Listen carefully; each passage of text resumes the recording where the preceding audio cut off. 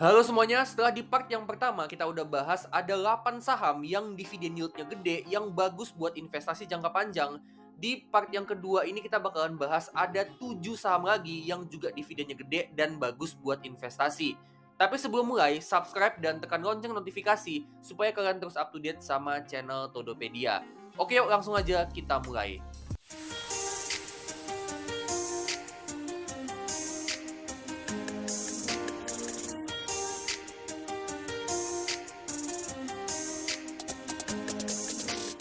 Oke, saham pertama di part yang kedua ini ada saham Selamat Sempurna atau SMSM.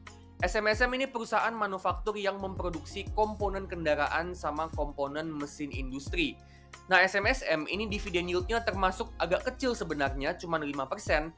Tapi kenapa SMSM ini gua masukin ke dalam list? Alasannya itu karena SMSM ini rutin bagi dividen 3-4 kali dalam setahun di sekitaran bulan Mei atau Juni, terus juga di bulan Agustus, terus September, dan terakhir di bulan November.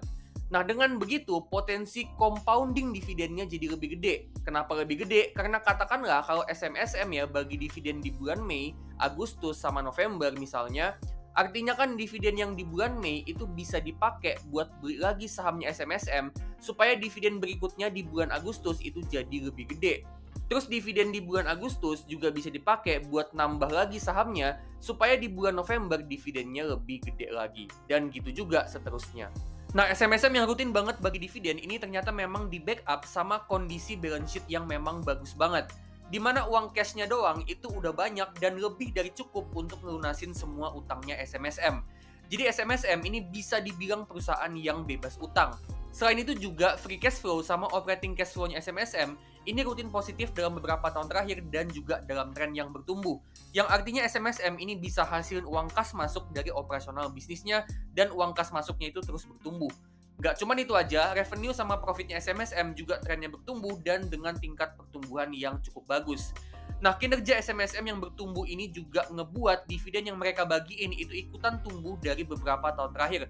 Dan bahkan dari 18 tahun terakhir, mereka mampu untuk terus konsisten untuk numbuhin dividen yang mereka bagiin. Yang jadi indikasi kalau ke depannya nih, seiring dengan bisnis yang masih bertumbuh, dividennya juga bakalan ikutan tumbuh juga dan kalian bisa dapat dividen yield yang makin lama itu makin gede. Nah, jadi saham SMSM ini cocok untuk strategi dividen growth investing. Dan harga wajarnya saham SMSM dengan metode discounted cash flow itu harga wajarnya ada di 1.810, yang artinya di harga yang sekarang ini masih cukup under value. Oke, next untuk saham yang kedua sama yang ketiga ada dua emiten alat berat yaitu UNTR sama Hexa.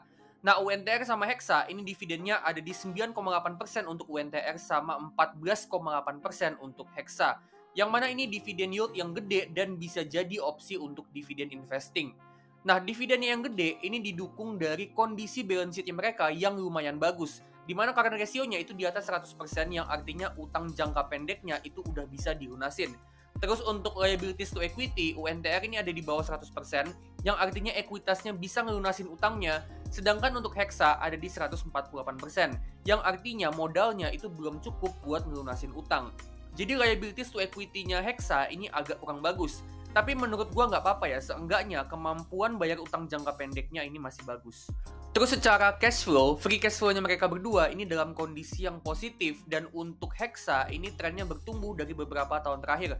Dan ini kondisi cash flow yang cukup bagus meskipun untuk Hexa ini ada beberapa kali dia hasilin free cash flow yang negatif. Jadi kondisi cash flow yang cukup bagus ini juga ngedukung mereka untuk bagi dividen yang gede. Terus kinerja bisnis mereka juga cukup bagus dengan revenue sama profitnya yang trennya bertumbuh dalam beberapa tahun terakhir dan juga dengan tingkat pertumbuhan yang cukup bagus di sekitaran 8-13% per tahun. Dan menurut gua, bisnis alat berat sama kontraktor ini di Indonesia punya prospek bisnis jangka panjang yang cukup bagus dengan adanya permintaan yang cukup besar ke sektor pertambangan, konstruksi, sama agribisnis. Meskipun untuk setahun ke depan ini prospeknya lagi kurang bagus dengan adanya permintaan alat berat yang mengalami penurunan, salah satunya akibat penurunan dari harga batu bara. Nah, dua saham ini secara harga wajar dengan metode min, per, dan PBV, untuk UNTR ini harga wajarnya ada di sekitar 36.300, sedangkan untuk Hexa ada di 6.086. Dan di harganya yang sekarang di tanggal 27 Mei tahun 2024, UNTR ini ada margin of safety 37%, yang artinya saham UNTR ini lagi under value. Sedangkan untuk Hexa ini margin of safety-nya hampir nggak ada, alias Hexa ini pas ada di harga wajarnya. Oke, next untuk dua saham berikutnya ada dua saham perbankan yaitu BNGA sama BBNI. Nah, BNGA sama BBNI ini bagi dividen dengan yield itu di sekitaran 6-7%. BBNI di 5,9%, BNGA di 6,6%. Ini dividen yield yang agak kecil sebenarnya untuk dividen investing, tapi dua saham ini punya tingkat pertumbuhan laba bersih yang cukup bagus selama beberapa tahun terakhir. Dan menurut gua, kedepannya ya untuk BNGA sama BBNI, ini sebagai emiten bank, mereka ini punya potensi pertumbuhan yang cukup bagus ke depannya seiring dengan ekonomi Indonesia yang masih punya potensi pertumbuhan yang bagus. Itu juga ditambah dengan kinerja perbankan mereka yang cukup bagus dengan rasio bank mereka yang semuanya memenuhi kriteria minimal kecuali net interest margin atau NIM mereka yang agak kecil. Nah, kalau kita simulasiin ya dividennya untuk 10 tahun ke depan dengan asumsi pertumbuhan laba sebesar 8% per tahun dan dividen payout rasio itu 50% tiap tahunnya, kita bisa lihat di sini kalau untuk BNGA dengan kita hold sahamnya sampai 10 tahun ke depan, di tahun ke-10 nanti itu dividennya bakalan tumbuh mencapai dividen yield 15,2%. Sedangkan untuk BBNI ini dividennya tumbuh sampai mencapai yield itu sampai 12,8% di tahun ke-10. Yang mana ini dividen yield yang gede banget dan itu juga belum termasuk sama capital gain. Dan harga wajarnya saham BNGA sama BBNI kalau kita hitung dengan metode discounted dividend model dengan asumsi pertumbuhan kedepannya sama kayak tadi ya 8% per tahun dan asumsi dividen payout ratio itu 50% tiap tahunnya untuk kedepannya, kita dapat di sini harga wajar saham BNGA itu ada di 2.296, sedangkan untuk BBNI ada di 6.180. Yang mana di harganya yang sekarang, dua saham ini baik BNGA maupun BBNI ini masih cukup jauh di bawah harga wajarnya. Next saham berikutnya ada saham Demas. Saham Demas ini rutin banget bagi dividen dengan dividen yield yang gede. Dan dengan asumsi dividen yang dibagi tahun ini itu setara dengan tahun lalu, kita dapat dividen dengan dividen yield itu sampai 13,4%. Yang mana ini gede banget. Nah, Demas ini rutin bagi dividen itu 2 kali dalam setahun, biasanya di bulan Juli sama bulan Desember. Nah, dividennya Demas yang gede banget ini memang didukung dari kondisi balance sheet-nya Demas yang bagus banget. Dengan uang cash-nya aja udah lebih banyak dan lebih dari cukup untuk ngebayar semua utang-utangnya Demas. Gak cuman itu aja, Demas juga rutin hasilin uang kas masuk dari operasionalnya. Terbukti dari operating cash flow sama free cash flow-nya yang rutin positif dalam beberapa tahun terakhir dan trennya juga cenderung bertumbuh meskipun ada naik turunnya.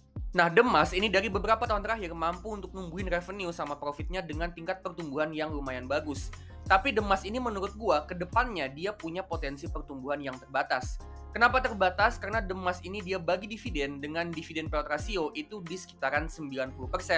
Bahkan di tahun-tahun sebelumnya itu sempat beberapa kali dia bagi dividen dengan payout ratio sampai 100%. Ini artinya labanya Demas itu nggak dipakai buat ekspansi bisnis atau seenggaknya mayoritas dari labanya itu nggak dipakai buat ekspansi bisnis dan langsung dibagiin aja ke investornya lewat dividen. Dan itu bisa jadi potensi penghambat pertumbuhan bisnisnya Demas untuk kedepannya. Jadi Demas ini potensi pertumbuhannya kecil bahkan bisa dibilang nyaris nggak ada. Dan strategi investasi di saham Demas ini yang paling bagus menurut gua itu memang lebih fokus ke dividennya dengan yield sekitaran 12-13% dan nggak berharap banyak dari capital gain. Dan ketika kita terima dividennya, caranya supaya keuntungan kita compounding itu adalah dengan kita beli lagi saham Demas dengan uang dividen yang kita terima. Nah, saham Demas kalau kita hitung harga wajarnya dengan metode discounted cash flow, dengan asumsi kalau Demas ini kedepannya sama sekali nggak tumbuh alias pertumbuhannya itu 0% per tahun, kita dapat di sini harga wajarnya saham Demas itu ada di 184.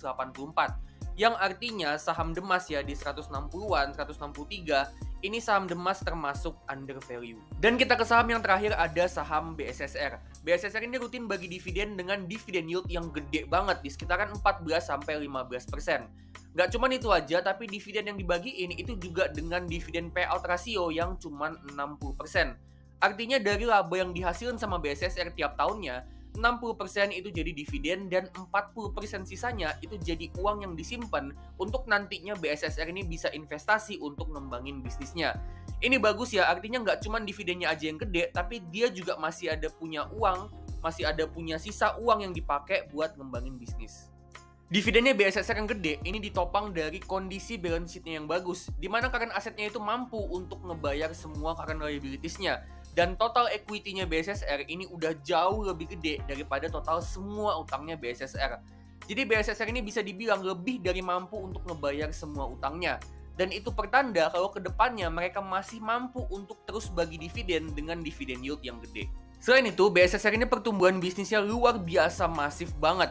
Dengan revenue sama profitnya yang tumbuhnya kenceng banget, dan juga untuk volume penjualan batu baranya ini masih terus tumbuh dengan rata-rata pertumbuhan itu mencapai 16% per tahun. Free cash flow-nya juga mampu dijaga untuk tetap positif, yang artinya BSSR ini bisnis yang rutin hasilin uang kas masuk.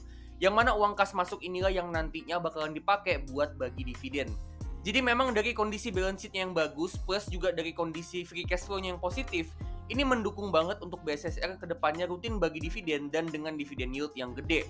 Sambil dia juga tetap punya uang yang dipakai buat ngembangin bisnis. Nah, bicara soal ngembangin bisnis, BSSR ini masih terus ngembangin bisnisnya diantaranya dengan eksplorasi tambang untuk nambah cadangan batu bara, plus juga mereka mau nambah kapasitas produksi batu bara supaya batu bara yang dijual itu juga makin banyak dan itu bisa berimbas ke kenaikan revenue.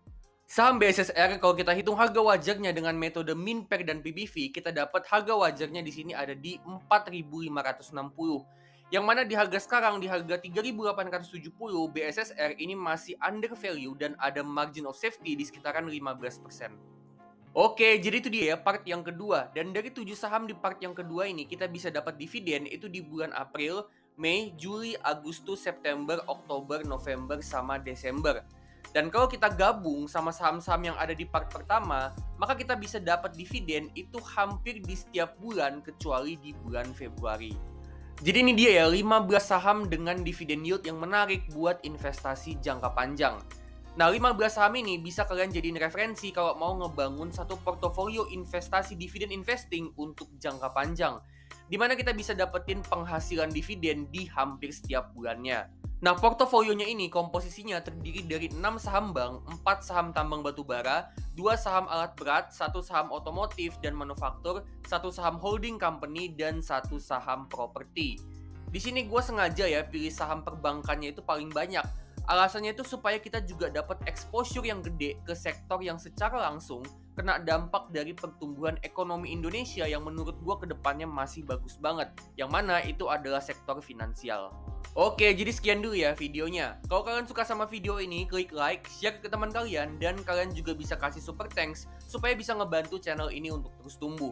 Disclaimer on ya, ini bukan perintah untuk jual beli saham, tapi cuman analisa dan opini gue aja.